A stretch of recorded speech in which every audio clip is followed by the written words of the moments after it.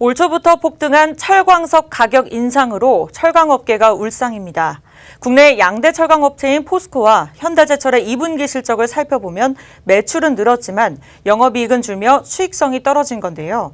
지난해 2분기 대비 2배 가까이 오른 원료값 때문에 철강업계에선 제품 가격 인상이 불가피하다는 입장입니다.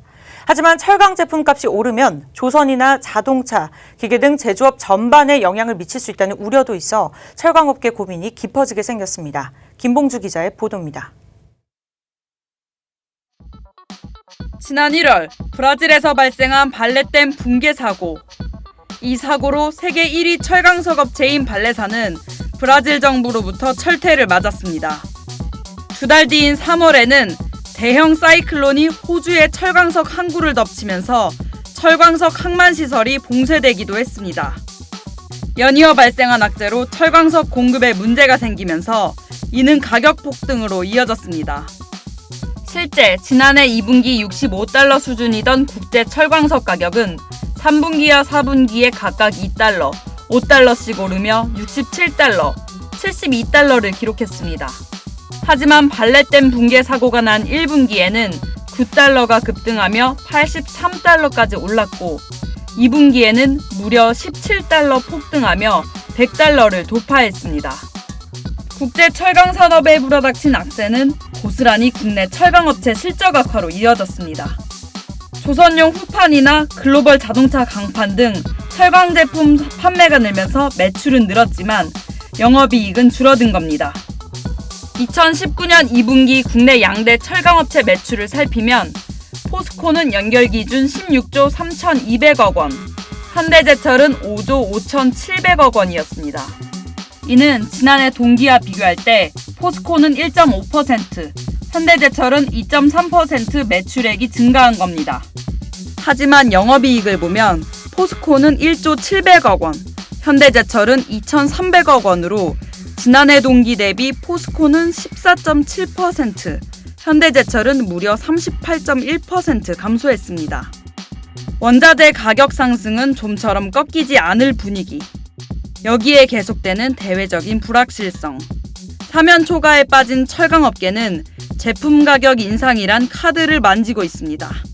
포스코는 후판 공급 가격을 톤당 2만 원에서 3만 원까지 올리기로 했고 다른 제품에 대한 가격 인상도 검토 중으로 알려졌습니다. 포스코는 지난 23일 진행한 컨퍼런스 콜을 통해 일본은 내수에서 톤당 5,000엔, 미국도 40에서 50달러 수준 가격 인상을 발표했다며 원료가 상승분 반영을 목표하고 있고 전반기 협상했던 것을 고려, 판매가에 반영 계획 중이라고 밝혔습니다. 현대제철 역시 제품값 인상은 불가피하다는 입장. 자동차 강판과 후판에 대해 원가 상승분이 하반기 내 일정 부분이라도 반영되도록 실무진에서 협상을 지속 중이라고 지난 30일 컨퍼런스 콜을 통해 밝혔습니다. 그동안 철강업체들은 자동차나 조선, 건설 등 시황 부진에 따라 제품별 공급 단가 인상을 억제하며 버텨온 상황. 하지만 철광석 가격이 100달러를 넘어서면서 이제는 한계에 봉착했다는 입장입니다. 철광석 올렸던 가격이 워낙 많이 올랐는데 경제가 어려워서 지금 가격을 제대로 반영을 못하고 있는데 그런 부분은 결국은 반영이 돼야 되는 거거든요. 철광업계가 원가율이 70%가 넘는데 원료 가격이 그렇게 올랐는데 가격 안 올릴 수는 없으니까.